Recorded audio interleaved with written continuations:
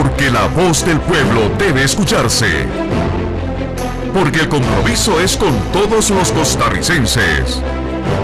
Rolando González y Carlos Roversi, en La Hora que Ortiga. Un programa que saca roncha, crítica, polémica, lo que otros callan.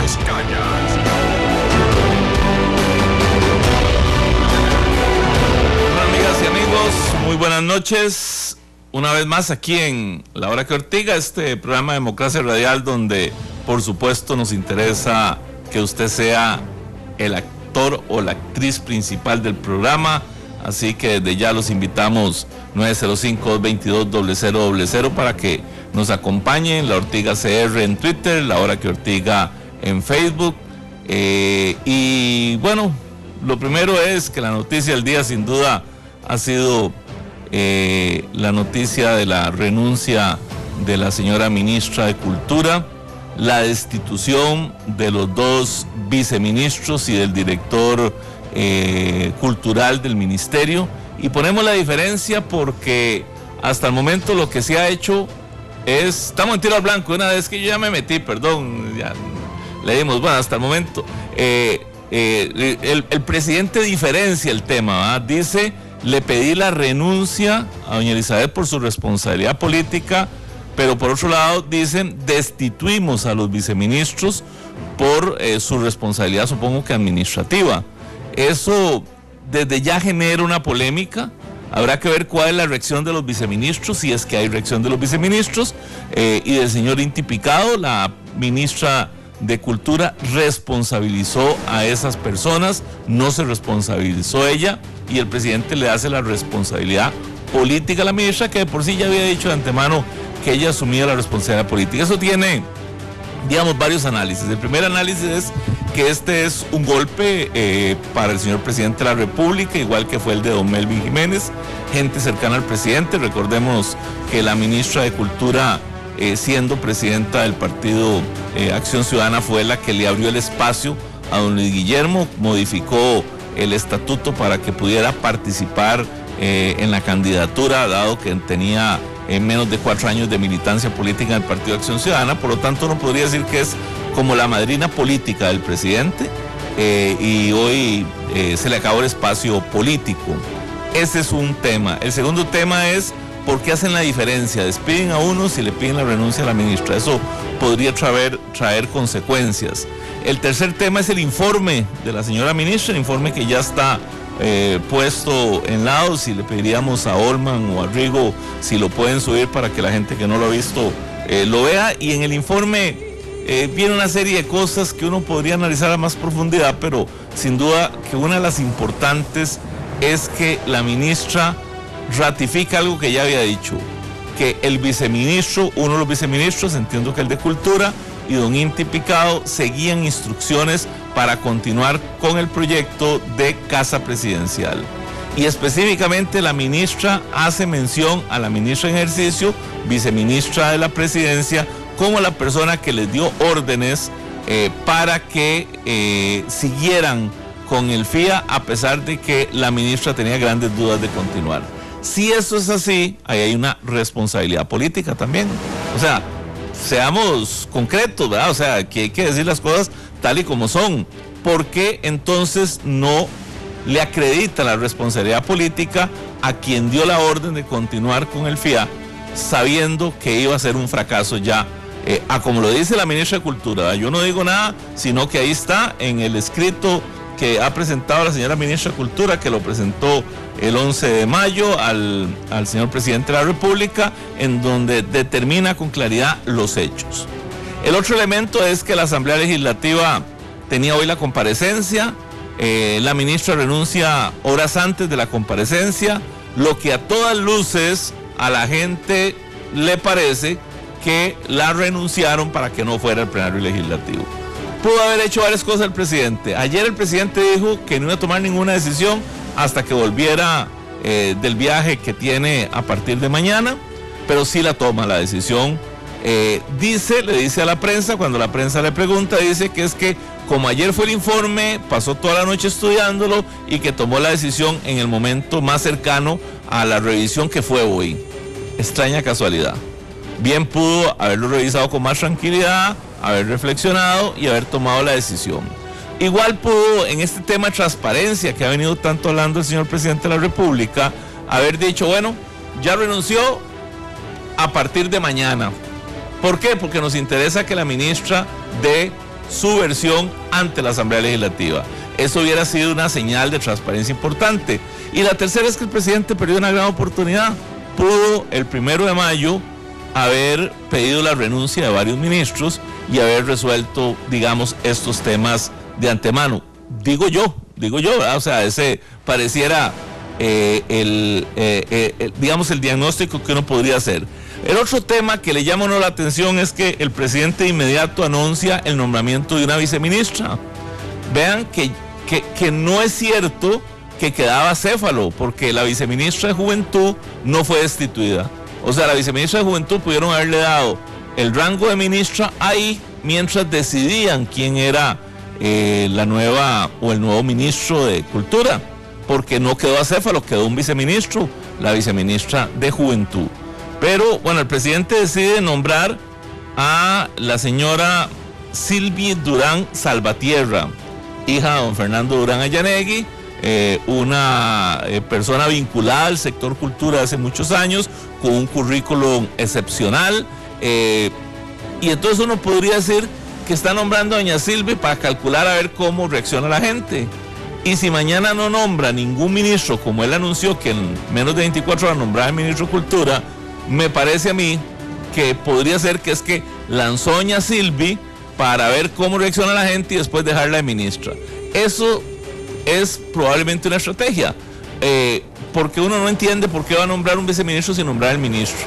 O sea, la lógica, y ya lo hizo una vez, y me parece que no es conveniente. O sea, lo primero es que uno nombra la cabeza, nombra al ministro y después nombra a los viceministros. Trata en lo mayor posible de que el ministro se lleve bien con los viceministros. Es un equipo de trabajo. Es muy difícil, se ha dado casos, se da situaciones en donde por razones políticas o lo que sea, el presidente nombra un ministro, aparte nombra a otro viceministro, probablemente el viceministro más político, más cercano al presidente, un ministro más técnico. Eso se da. Pero al revés, ha sido la primera vez que yo lo veo en un gobierno. Nombrar al segundo antes que el primero suena muy raro. Y entonces, digamos que si la decisión del presidente es nombrar a doña Sylvie, que repito, no la conozco, pero el currículum que aparece ella es muy bueno, para medirla y ponerla viceministra para después de ministra, me parece que es un nuevo error de comunicación. ¿Para qué? No tiene ningún sentido, mejor la nombro de una vez. Si no es eso, me parece otro error de comunicación. Nombra el segundo antes de nombrar al primero. O sea, digamos que ahí queda uno con enredos, pero bueno, esperaríamos a ver qué decide el presidente en este escenario de lo que se ha presentado el día de hoy.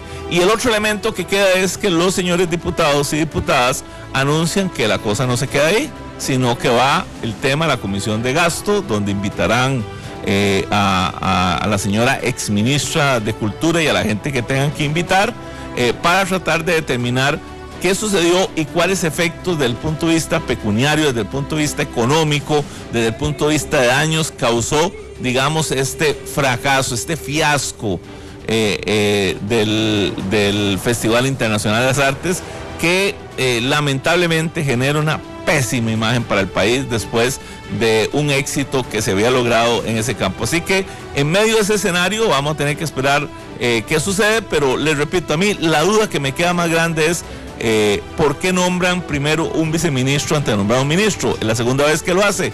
Si es para calcular a ver si doña Sylvie Durán es aceptada y la dejan de ministra, pienso, Rolando, que es un error más de comunicación.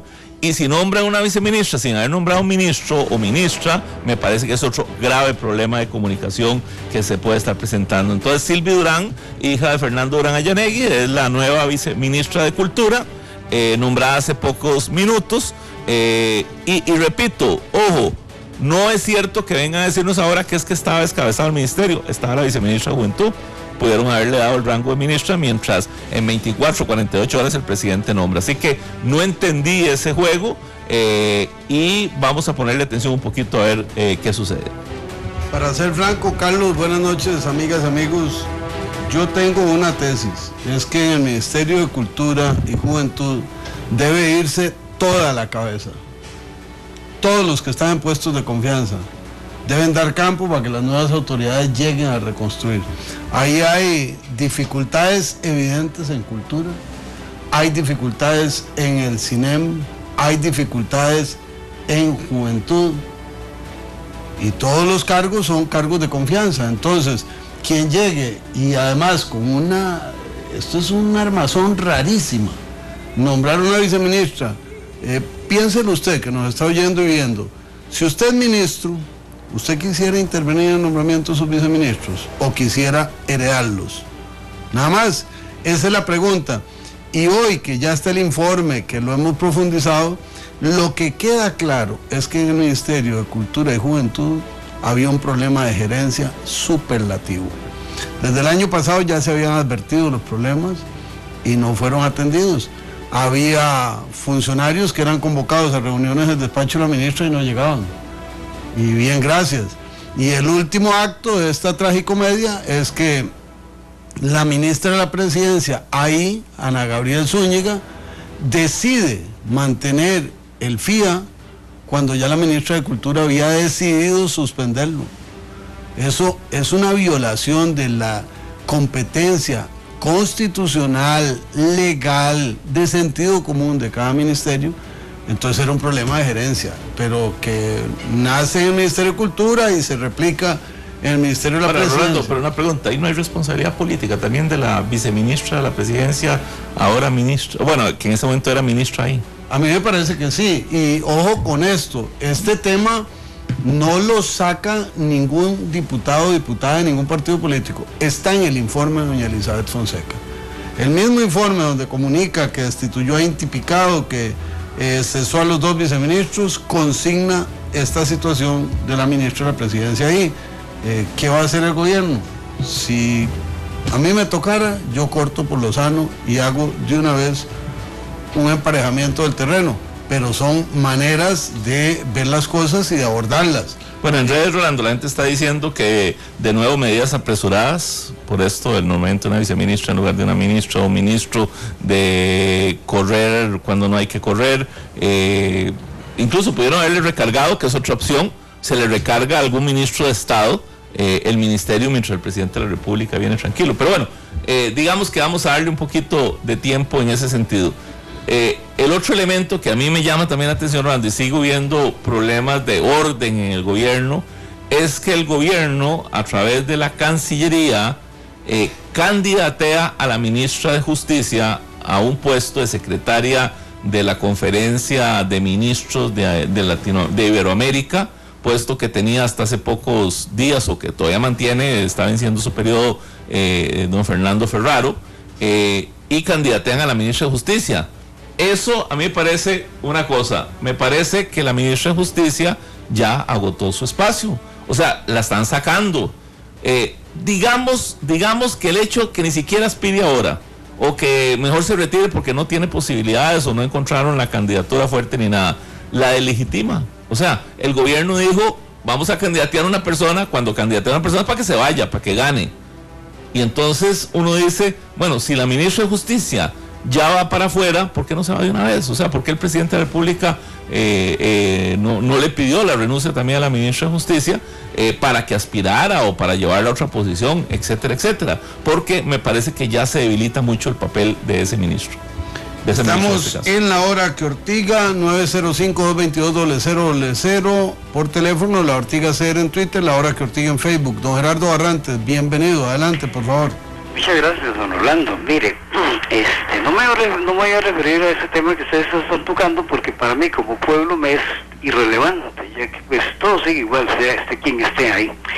Mire, la vez pasada alguien ahí habló, me interesan los temas que inciden directamente en la vida nacional, habló sobre que debería tocarse con más frecuencia el tema de la migración. Y usted inmediatamente, como lo ha hecho varias veces, apeló de una vez al asunto de la xenofobia. Yo creo que no necesariamente hay que ser xenófobo para rechazar algunas cosas que no nos gustan. Yo sé que usted está de acuerdo en esta migración masiva de nicaragüenses. Estoy totalmente de acuerdo. No sé si usted es uno de los promotores, pero estoy de acuerdo. Yo quisiera preguntarle si ustedes, digamos, cuántos nicas o cuántos nicaragüenses estaría usted dispuesto a tener en su casa, o cuántos tugurios permitiría usted en sus propiedades, o si viviría en un barrio de nicas, porque es muy fácil decir, vénganse todos los que quieran, pero por allá. Entonces a mí me parece que eso es un poco relativo. Soy totalmente consciente que esta invasión de nicaragüenses ha sido el gran negocio para los políticos, empresarios, comerciantes, y para otros que no son políticos. Sé que ha sido el gran negocio, por donde se le vea es un gran negocio esta migración masiva, pero para nuestro país ha sido nefasto, y quiero repetir una vez más que ha significado tugurios, pobreza, miseria, borrachos, enfermedades, desgaste de nuestras instituciones, la entrega de la soberanía, la pérdida de la identidad. Y entonces estos individuos que han entregado nuestro país, pues prácticamente han convertido nuestro país en un basurero. Buenas noches. Buenas noches, muchas gracias a don Gerardo Barrantes por su intervención. Sin duda alguna, se lo digo con respeto, pero ortiggosamente, don Gerardo tiene una fijación con el tema de las migraciones y de los empresarios políticos y los políticos empresarios. Y es que yo puedo ortigar porque yo no soy empresario, soy político y educador y funcionario y esas cosas. Pero eso de que si uno le gustaría o no le gustaría tener extranjeros en su casa, mire, en mi caso los hemos tenido muchas veces y hemos sido extranjeros en otras ocasiones. Entonces es cuestión de ponerse los zapatos en diferentes condiciones y como que uno va entendiendo. Tal vez si por los azares de la vida alguien no ha tenido que salir de su casa o de su barrio o de su cantón o de su país, no asume esta condición de extranjero a veces en nuestra propia tierra. Dice Fiorella Miranda que salven a los jerarcas del Melico, Centro de Cine, Centro Nacional de la Música, ellos sí saben lo que hacen. Teacher Josué dice, esta probadera es una muestra que el timón de Luis Guillermo Solís está en el mismo lugar que el muñeco de Cartago. El invitado nuestro es Cartago, así que por eso lo leí así como... Muchas gracias a Fiorella Miranda, me parece que es muy preciso su aporte y le hago de una vez una apostilla. Cuando menciona a esos funcionarios, mi tesis es que deben quitar a todos y vuelvan a nombrar a los que tengan la idoneidad que el nuevo ministro o ministra considere apropiado. Pero si yo llego a ser el número uno de un ministerio, en puestos de confianza, no me digan quién se queda. Porque si no, soy el número X, alguien es el número uno. Y que no me vengan con el cuento de que lo nombró el presidente de la República, porque el presidente no tiene tiempo para nombrar tanto marimbero en una marimba colectiva como un ministerio, cualquiera que este sea. Gracias a Fiorella, un saludo a la distancia. Vamos a pausa y ya volvemos.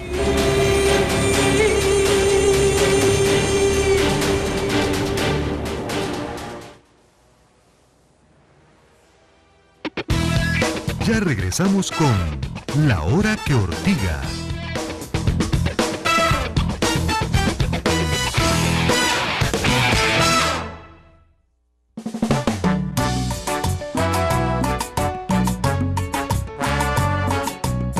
¿A usted le interesa lo que ocurre en Costa Rica y el mundo? ¿Por qué no se une a nosotros cada mañana con una tacita de café aquí en Canal 2?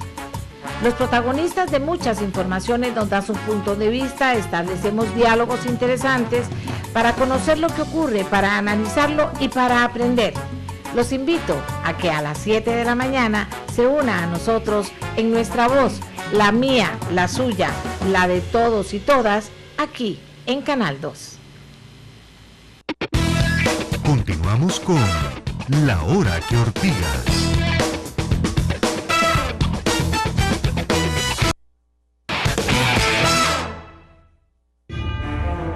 Hola, mi nombre es José Álvaro Jenkins.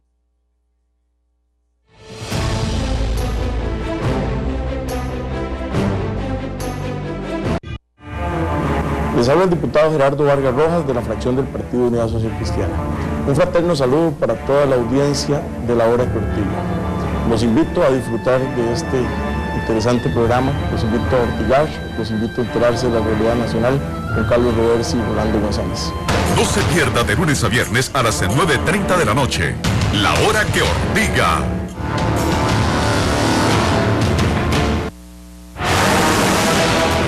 Tiro al blanco. Es tiempo de crear polémica. Es tiempo de palabras certeras.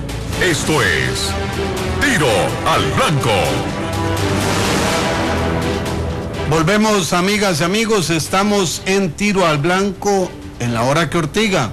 905-222-0000, La Ortiga Cera en Twitter, La Hora que Ortiga en Facebook. Parece que esto está creciendo en redes, ya tengo el Facebook lleno, Carlos el Twitter, y vamos entrando de una vez con nuestro invitado para ir dándoles ahora a la vida. Pero antes del invitado, una pregunta, Rolando, para que un poquito analizar qué pasó en la Comisión de Hacendarios, porque esa decisión de sacar a don Otón y a Epsi Campbell y meter a Víctor Morales y a don Henry Mora me parece que es un nuevo golpe a Otón Solís. Sí, lo pongo de este modo. Otón Solís se jugó un partidazo durante un año, pero enfrentó el presupuesto y eso lo descalificó con el gobierno. Promovió las reformas fiscales y no se lo valoraron.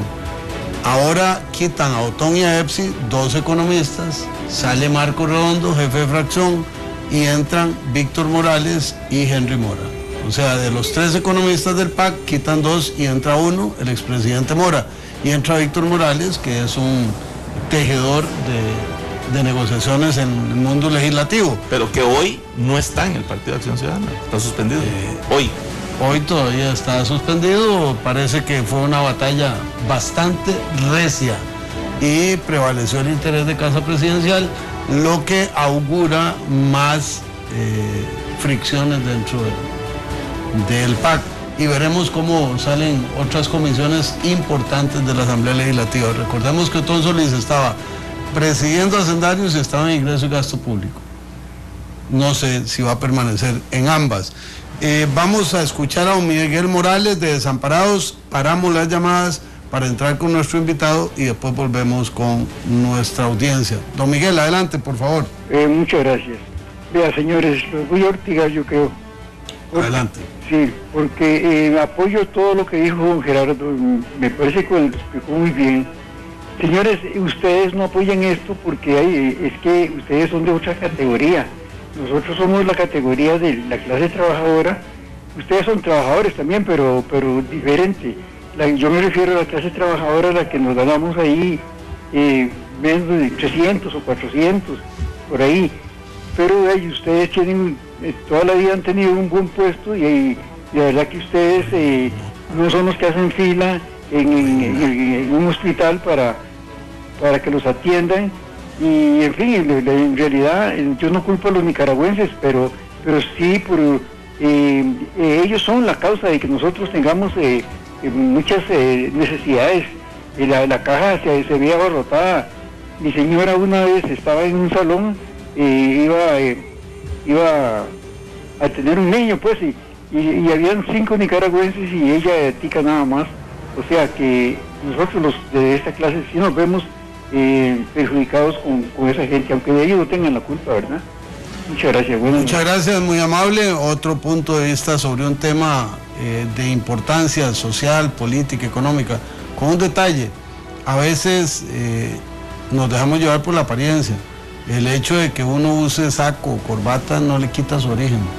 Carlos y yo venimos de cunas, pero muy humildes. Entonces, la vida nos ha permitido crecer, pero esencialmente seguimos siendo las mismas personas. Y un día estudiando, estaba yo más bien molesto porque estaba yo con mi hijo que se sufrió un accidente y más bien yo lo puse ahí en Facebook, ahí lo pueden ver para que vean, yo en la calle ahí junto con todos los costarricenses, es más reclamando que cómo es posible que el Hospital Calderón Guardia no deja ni siquiera ahora sentarse en la salita que hay afuera, sino que hay que estar en la calle, afuera, esperando a ver qué pasa con los pacientes, los seres queridos de uno que puede estar en una situación, así que privilegios no hay.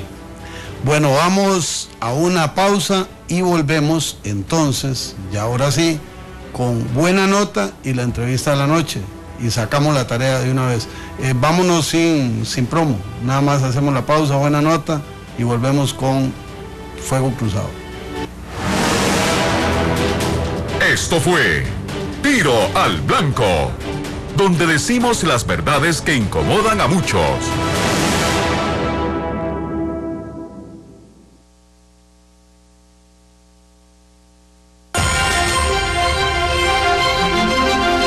Buena nota.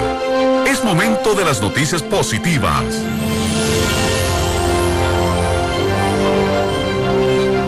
La buena nota de esta noche es algo muy singular. Por mayoría, la Sala Constitucional le ordena a la Caja de Seguro Social que entregue a Carlos Manuel Vega, secretario general del sindicato del Banco Popular, bueno, de uno de los bancos, un Probanco, los montos de los ingresos mensuales reportados a la Caja por parte de los 13 candidatos presidenciales del 2014-2018, desde que inscribieron la candidatura y hasta la primera o segunda ronda según participaran. Esto es un paso al frente en el mundo de la transparencia. ¿Qué implique? No tengo la menor idea, pero me parece que eso es buena nota.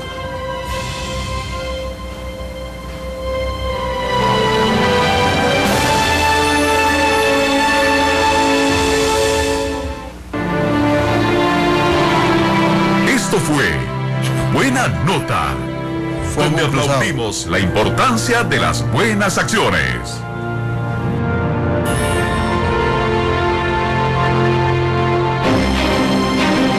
Fuego Cruzado, la entrevista con la opinión.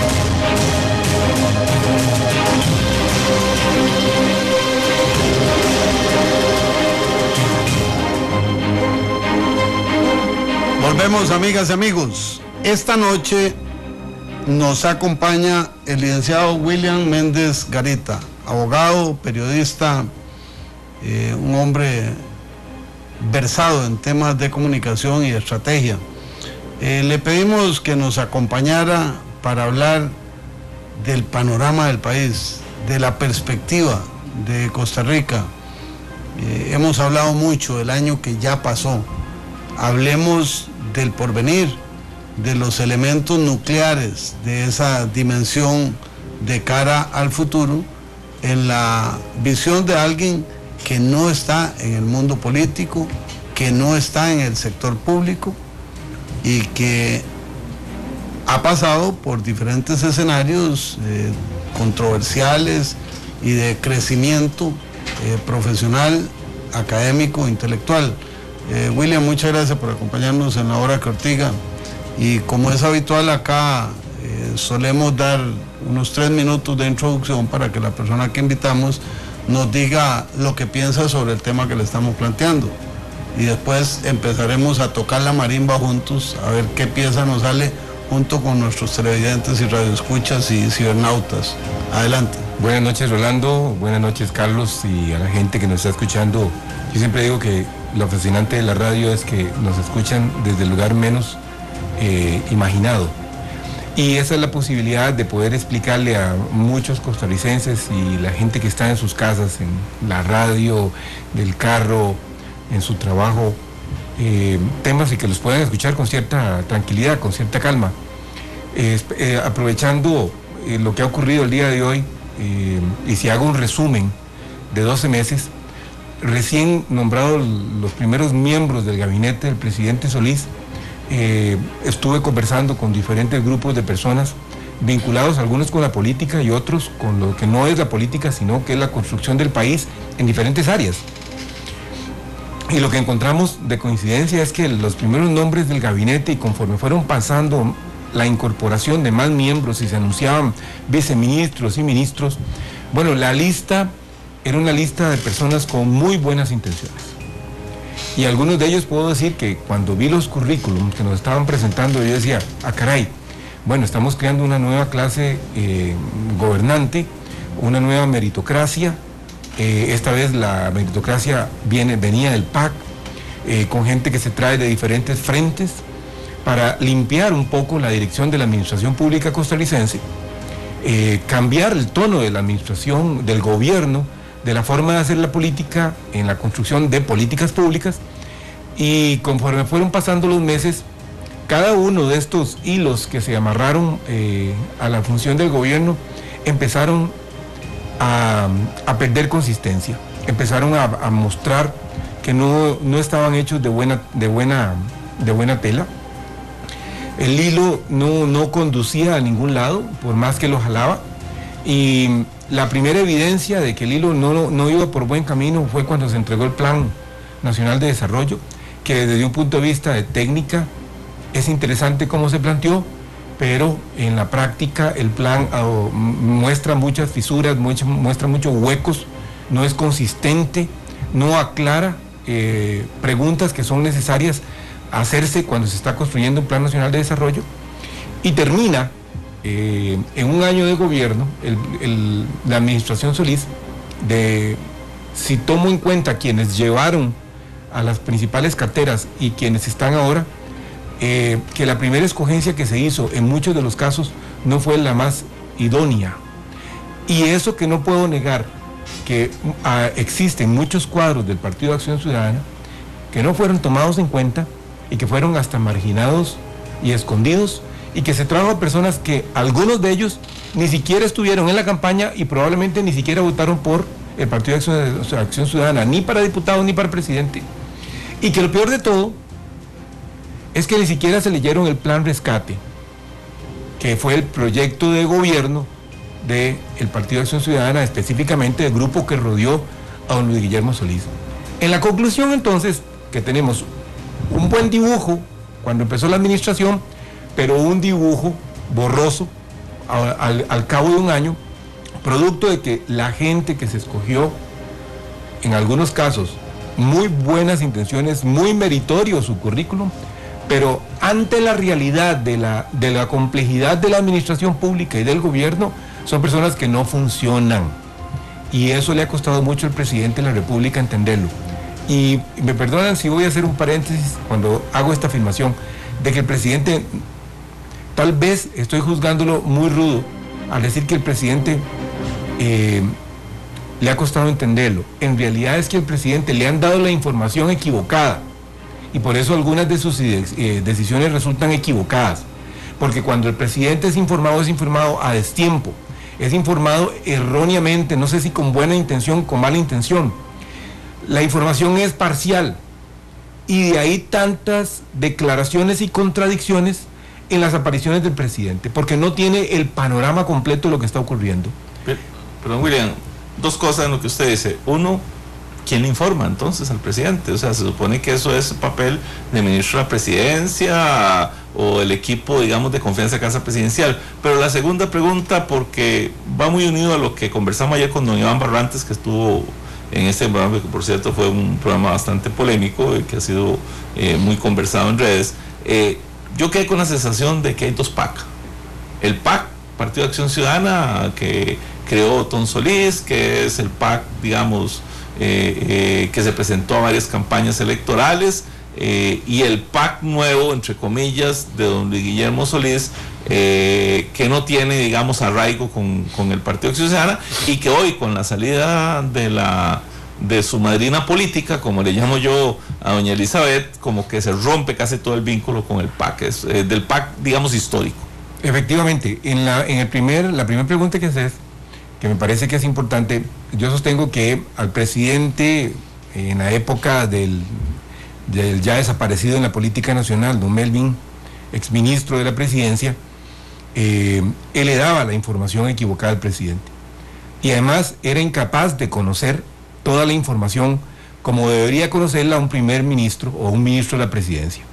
Entonces, la falta de experiencia, la incapacidad, la falta de tacto, la falta de preparación del que fue ministro de la presidencia, llevó al presidente de la República a una serie de errores y fiascos, que no es el caso solamente del FIA, sino que en varios frentes se presentaron a lo largo de un año esos grandes errores.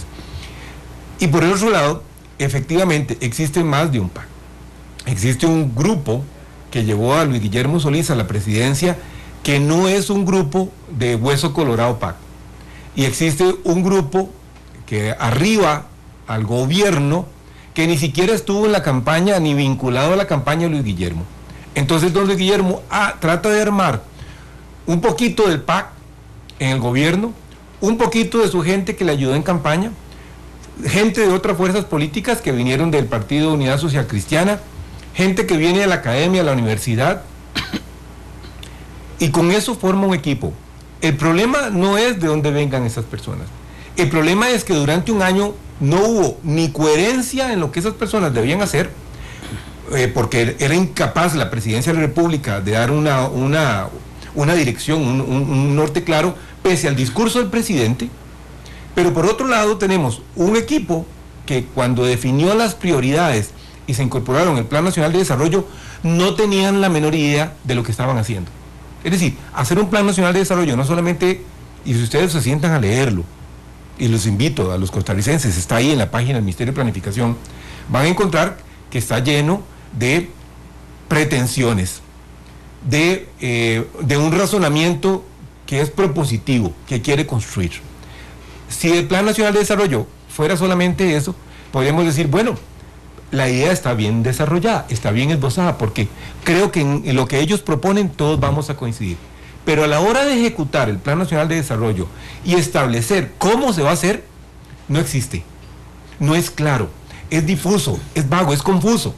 Entonces, si me proponen a mí hacer 300 MIPYMES, pero no me dicen cómo van a hacer para hacer las 300 MIPYMES, si me proponen que van a erradicar la pobreza y me dicen vamos a hacer esto o lo otro, pero no me dicen ni cuándo, ni con qué fondos, ni en qué tiempo, ni cuál es el resultado esperado, entonces la gente que está al frente de cada ministerio, de cada institución, termina haciendo simple y sencillamente la administración del gobierno, porque ni siquiera pueden fijar políticas públicas. Estamos en la hora que Ortiga con el licenciado William Méndez, abogado y periodista, hablando y politólogo. Inevitablemente y politólogo sobre lo que ha pasado, pero la idea es hablar este rato en adelante de qué sigue en el gobierno de la República. 905-222-0000, la Ortiga CR, la hora que Ortiga, dice José Juárez. Esta página no es para esto, mi queja es para Canal 11, tiene un programa Informe 11 que se burlan de nombres no conocidos. Hoy nombraron un señor de Rosendo y se burlaron del señor Rosendo Pujol. Comparto con él. Miguel Jiménez, que casado con este señor don Gerardo, siempre con la misma cantaleta. Tuta Rojas, qué señor más facho el que habló de los nicaragüenses. Julia Ardón dice algo que me parece interesante, sobre todo por el papel que jugó doña Julia, espero que sea realmente ella, que dice muy molesta con la posición de la ministra de mencionar a la viceministra de la presidencia, y dice, es como para quitarse la responsabilidad. Qué mal. Es una manera de verlo. La otra manera es rajar el ayote en dos. Yo es que dije y repito, si a mí me hubiera pasado eso, en ese momento le digo al presidente, o la quita o me voy, pero uno no puede convivir con que se le brinquen la cerca y se le metan al corral a administrarle Micael Cajel dice algo, don William, que me parece que resume un poco lo que usted decía. Dice él, el PAC es como una mezcla de legos de muchas marcas y un montón de piezas no calzan, ni se puede armar nada con ellos. Tenemos 3 llamadas, vamos a escucharlas y luego vamos con don William. José Montero desde Alajuela, Gerardo Morales de Heredia, María Solano desde Santo Domingo. Don José Montero, adelante. Gracias, buenas noches. Bueno, es un tema que tiene que ver tal vez con el puesto de los jerarcas y tantas salidas. Yo voy a tocar un punto muy importante. ¿Qué pasa con los mandos medios? Con la famosa Dirección General de Servicio Civil, ¿verdad? Esas personas que tienen 30 años de estar en el gobierno o como funcionarios públicos, que popularmente se llaman que atraviesan la escoba, y que un jerarca o un puesto político se ve casi que indefenso, digamos, en un proceso administrativo, ¿verdad? Entonces, ¿qué pasa con ellos? Si puede ser un jerarca muy eficiente, pero si los mandos medios, si ese jerarca llega y rompe un eslabón de una cadena, prácticamente se ve indefenso. No sé qué piensan ustedes al respecto. Gracias. Muchas gracias, don José, muy buen tema. Muy buen tema. Ahora lo vamos a oír en el análisis de don William. Gerardo Morales, desde Heredia, adelante. Buenas noches. Buenas noches. Un saludo para todos y con mucho respeto para todos. Mira, el paso a seguir del gobierno lo veo muy crítico y ojalá que haya mucha prudencia el señor presidente. Sería tratar de no cometer los mismos errores que son muy repetitivos. Yo no sé si todas las habitantes los vemos como el presidente no los ve o que sea menos orgulloso y que escuche al pueblo, porque realmente es cansado que cada 8 días se esté dando situaciones muy parecidas. Y para concluir brevemente, viera que yo he sido emigrante, yo fui a Estados Unidos a trabajar unos años. La gran diferencia de allá a acá es que allá uno sí tiene que respetar la ley. Y aquí, tristemente, es un país de fronteras abiertas donde el que viene, algunos vienen a trabajar, otros no, pero realmente hacen lo que quieren. Esa es la gran diferencia. Y los felicito. Muchas gracias a Gerardo Morales. Dice Víctor Chinchilla, hoy este gobierno resuelve igual que todo lo malo. Es que ya aprobaron tener 2 partidos fuertes, ahora vamos con 9. Y ni uno ni otro solucionan nada. Cuanto a los nicaragüenses, cualquier extranjero no se debería permitir que estén ilegalmente en el país. Si van a la caja deben pagar sus servicios. Raúl Ariza, nadie en Costa Rica le pone atención a los invasores nicaragüenses o espías que penetran diferentes órganos del gobierno. María Solano desde Santo Domingo y paramos las llamadas ahí. Adelante, doña María. Muchas gracias, don Rolando. Con mucho gusto. Y voy en la misma línea de todos los participantes de hoy. Esta invasión de nicaragüenses sobre todo, bueno, y ahora de otros lugares, lo sufrimos más. Entre más humildes seamos, don Rolando, eso se siente mucho más. Los desplazados no son ustedes, por ejemplo, los políticos, los desplazados son los de las fábricas, los de empresa privada. Ahí están desplazados los costarricenses. Igual pienso que se vienen para acá no tanto por las oportunidades, sino por las alcahueterías. Porque en ninguna parte del mundo podría usted llegar y a ponerse una venta ambulante ilegal y sencillamente no poder hacer nada porque estaría en una sala cuarta protegiendo derechos que no sé de dónde lo sacaron. El amor a la patria también es el amor a los nuestros, a los nacidos aquí. Muchas gracias por su llamada. La viceministra Ana Gabriel Zúñiga publica en Facebook, en relación con el punto D del apartado del plan de acción para mitigar daños del informe presentado por la exministra de Cultura y Juventud Elizabeth Fonseca, aclara que el 17 de abril en Casa Presidencial se recibió al ex viceministro Alfredo Chavarría, el director del CEPAC Intipicado, y a la asesora Betsy Murillo. Ese día los funcionarios plantearon las complicaciones que tenían el tema de luces y sonidos y valoraron las posibilidades reales de subsanarlas. Tras la reunión se concluyó que las complicaciones relacionadas con la contratación pueden solucionarse. El 20 de abril el ex viceministro administrativo Carlos Amador, enviado por la exministra de Cultura, visitó Casa Presidencial para informar sobre la confirmación de la contratación de la empresa que brindaría los servicios. El 23 de abril se recibió una solicitud telefónica para buscar coordinación con el SINAR.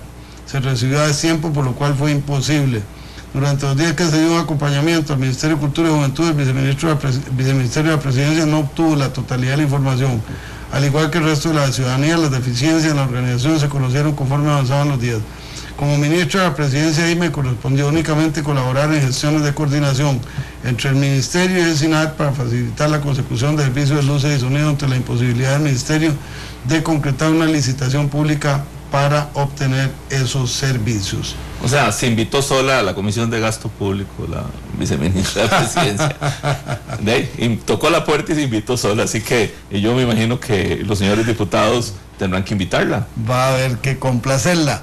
Don William, ahí le plantearon varios temas. Uno de ellos, viendo hacia el futuro, esos mandos medios. Y quisiera agregarle otra, viendo hacia el futuro. Sale un dato en las últimas horas que dice que el índice más bajo de la actividad económica desde el 2009 se está presentando en este momento. 2009 fue la época que empezó la crisis internacional. No estamos en crisis internacional y el índice de confianza es el más bajo. Voy a partir aquí el tema en dos, para entrar primero tal vez a la parte política y después entramos a la parte económica. En la parte política, yo señalaba en un artículo que publiqué en esta semana la importancia de que con el arribo del nuevo ministro de la presidencia, el gobierno aprovechara esa oportunidad e hiciera la limpieza que tiene que hacer. La señora ministra, la exministra de Cultura, tenía que irse por sí misma, pero cuando el ego y la vanidad es tan grande, es imposible atender a la razón de la realidad de que su gestión simple y sencillamente no era la que tenía que continuar, sino que tenía que hacerse un lado para no continuar haciéndole un daño al gobierno de la República, al presidente de la República y a la cultura costarricense. Pero otros funcionarios también tienen que irse. O sea, no es posible que en materia de construcción, de infraestructura, no lleguemos ni siquiera en un año a un 10% en el avance de las obras claves que el propio gobierno se comprometió en el Plan Nacional de Desarrollo. No llegamos ni a un 10%. Algunas de estas obras ya están financiadas de sobra y eso me parece terrible. Creo que la Asamblea Legislativa lleva razón en exigir una salida del ministro de la Vivienda. Es incomprensible cómo una persona que no ha dado a la talla y que además es criticado por el principal brazo de expresión de todos los partidos políticos, como es la Asamblea Legislativa, él mismo no coja las maletas y se retire. Y así podríamos citar tal vez otros 2 casos más de funcionarios que tienen que retirarse porque ya es insostenible su presencia. ¿Y cómo hacemos para que ellos entiendan que le hacen un bien al país y se retiran?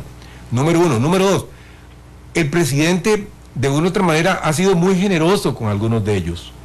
Y yo creo que la salida lenta de la ministra de Cultura fue una cortesía del presidente, un gesto de caballerosidad con una dama. Y creo que al final ella entendió que tenía que hacerse a un lado, aunque fue muy tardío, porque el daño que se hizo cada día aumentó. Entonces algunos otros funcionarios tienen que hacerse a un lado. Estamos hablando de ministros, estamos hablando de viceministros, estamos hablando de oficiales mayores, es decir, los equipos completos que llegaron al gobierno no sirven, y si no sirven tienen que irse.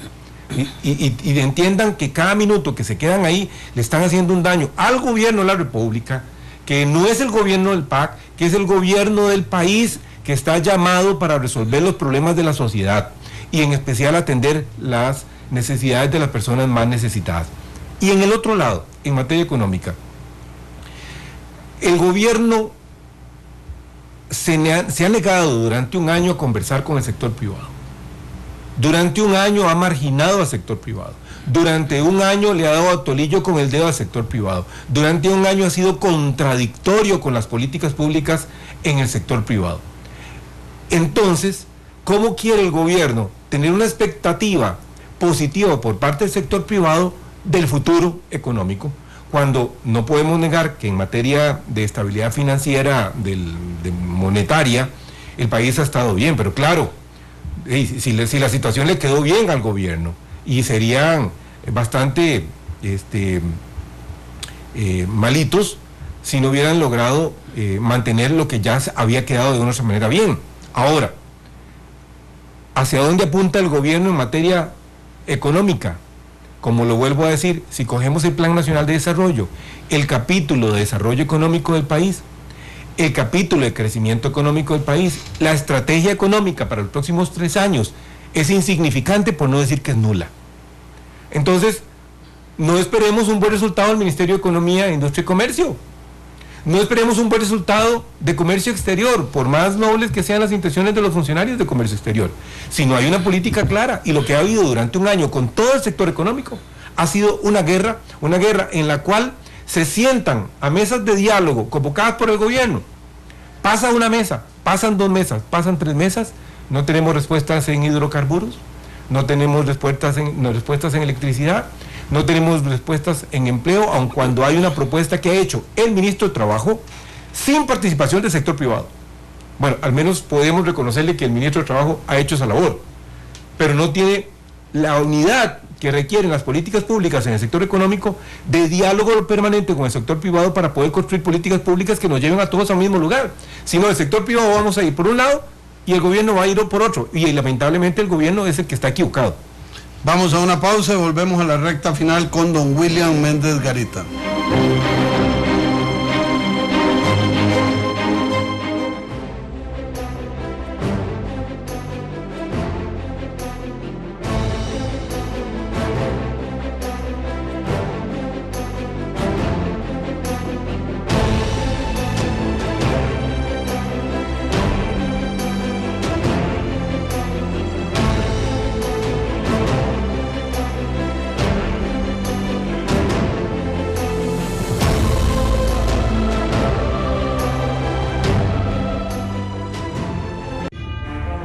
Soy Xiomara Rojas, secretaria general de CETECO. Los invito todos a ver este programa La Hora que Ortiga. Quien no está en La Hora que Ortiga no está en nada en este país. No se pierda de lunes a viernes a las 9:30 de la noche. La Hora que Ortiga.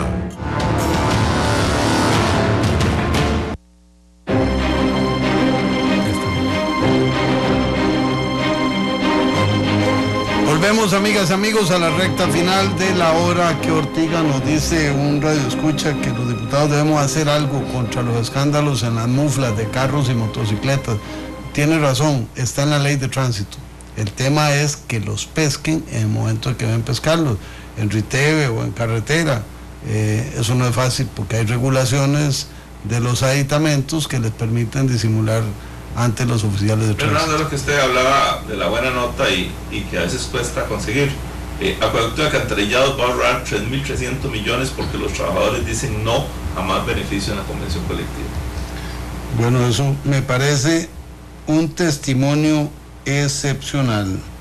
Y aprovecho para decir que hemos llegado en Twitter a 2.500 seguidores, lo que es una excelente noticia, y le agradecemos a quienes nos sintonizan, nos siguen, nos ven, nos ortigan, nos ayudan a ortigar, porque nuestro crecimiento es natural. Aquí no hay ningún elemento promocional, salvo lo que hacemos en el programa. Muchas gracias. No, William,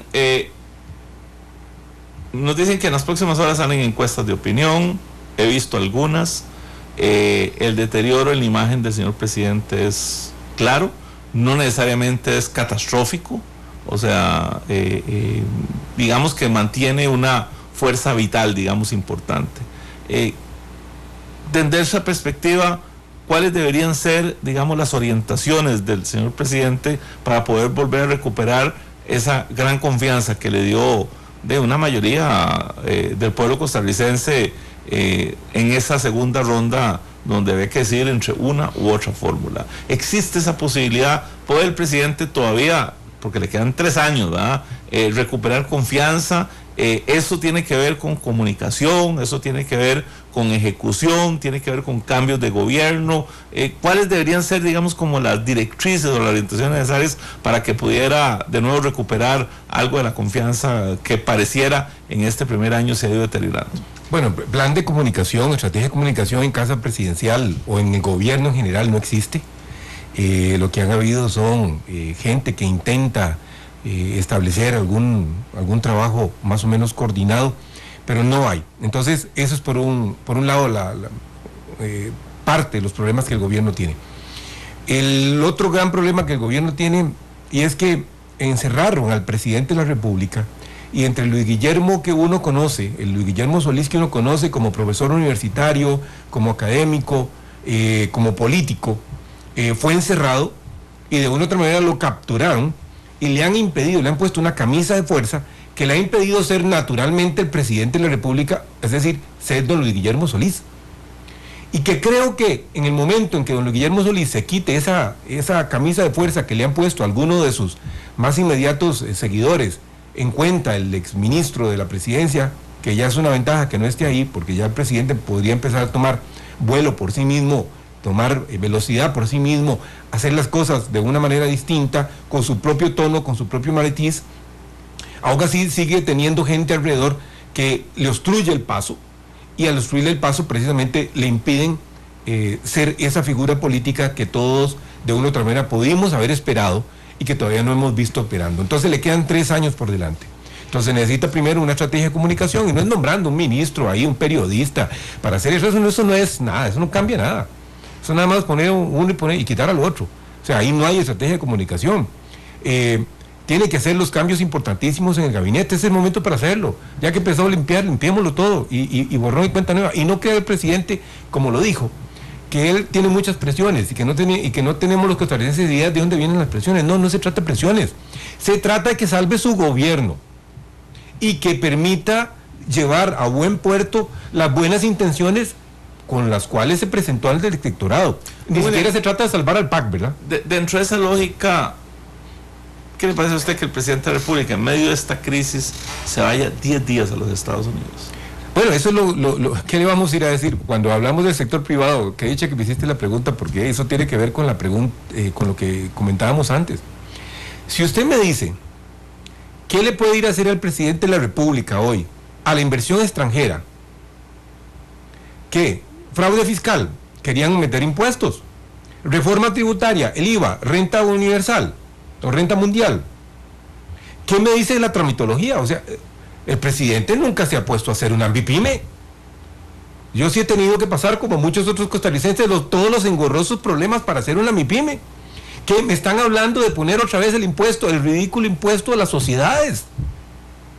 No estamos bajando el precio de los combustibles a los precios internacionales decentemente. Tenemos, lo peor de todo, el gobierno, con la necesidad que tenemos de fijar políticas en materia de producción de electricidad, da un impasse de 18 meses y detiene toda la discusión legislativa en materia energética. Entonces, ¿qué le vamos a ir a decir a los inversionistas extranjeros? Que Costa Rica es un país de maravilla. No, aquí la realidad del empresario costarricense y del inversionista costarricense que está en el país, o los que de una otra manera inclusive se han tenido que ir, es otra. Y la realidad es que las políticas públicas en este año han sido absolutamente desastrosas. Y si el presidente no entiende eso, bueno, entonces va a ir a contar una buena historia a la inversión extranjera. ¿Qué es importante que el presidente pondere? Entre estar en el país gobernando e ir a traer inversión extranjera, creo que este no es el momento, don Carlos. Para eso tenemos un excelente ministro de Comercio Exterior. No voy a decir que el señor Mora no lo es, aunque no es su área. Pero podemos decir que él podría representar bien a Costa Rica, y lo representaría mejor el canciller, ¿verdad?, que es especialista en el tema. Pero cuando el presidente tiene una crisis de la magnitud de gabinete que tiene en estos momentos, y con el informe deficiente que hizo el 1 de mayo, porque definitivamente fue deficiente, ni siquiera tenía prosa, fue un pegar retazos de partes de informes de funcionarios de rangos inferiores. Entonces, si se tiene esa deuda con el costarricense y está quedando mal en la opinión pública, que lo reflejan los estudios de opinión, el presidente, entonces, señor, no se trata que usted se sienta satisfecho por lo que yo diga o por lo que diga don Rolando o lo que diga don Carlos Roversi. Dese satisfechos cuando dentro de 3 años haya cumplido una buena parte de lo que propuso en campaña, porque para eso lo escogió el costarricense. Lo escogió para que estuviera todos los días, a todas horas del día, trabajando por este país. Y lo menos que puede hacer es precisamente llenar esa expectativa. Ahora, William, se nos fue el tiempo, pero yo me quedo con una pregunta. ¿Qué propuso en campaña don Guillermo Solís? ¿No fue más lo que decía Iván Barrantes ayer? Vendimos un producto, nos quedamos callados, dejamos que se armara crisis, que hubiera temor porque la izquierda iba a ganar, y entonces don Guillermo surgió ahí para nada. Habría que revisar la campaña electoral, pero yo estoy convencido que don Guillermo no ofreció nada en la campaña. Bueno, yo como cientista social tomo los instrumentos que tenía a mano, el plan rescate, después de eso el plan nacional de desarrollo y el informe del presidente, el informe del Estado de la Nación el 1 de mayo. Aunque le voy a decir que con respecto a Iván Barrantes, que no conozco, en realidad él no hizo nada extraordinario en la campaña de Luis Guillermo Solís. Quienes conocemos a Luis Guillermo Solís en algún momento en la Universidad de Costa Rica, principalmente, y en algún momento en las filas de Liberación Nacional haciendo política, sabemos de lo que es capaz. Entonces, que no se vengan a poner el traje que le corresponde a don Luis Guillermo Solís, algunos colaboradores de su campaña. En realidad, don Luis Guillermo hizo bastante por sí mismo, y el Partido de Acción Ciudadana ya había hecho una buena parte. Los demás eran decoraciones. ¿Y Liberación hizo otra parte? Bueno, eso es un bonito tema, pero creo que no nos queda tiempo. Nos dejan temas gruesos, quieren que hable sobre gestión de riesgo en la Comisión Nacional de Emergencia, pero es un tema de pantalón largo. Dice teacher Josué que deberían celebrar esos 2.500 seguidores con un especial de 2 horas y media. Mucho cariño, muchas gracias. Mañana no hay Ortiga aquí. Hay Ortiga en el estadio Ricardo Saprissa. Carlos Monge, Alexander Víquez en Canal 2, Otto Hernández y Marco Ramírez en Monumental, Olman Rímola, Rigo González, Carlos Roversi y este servidor. Nos despedimos. Que pasen muy buena noche. Muchas gracias, don William. Mucho gusto. Buenas noches.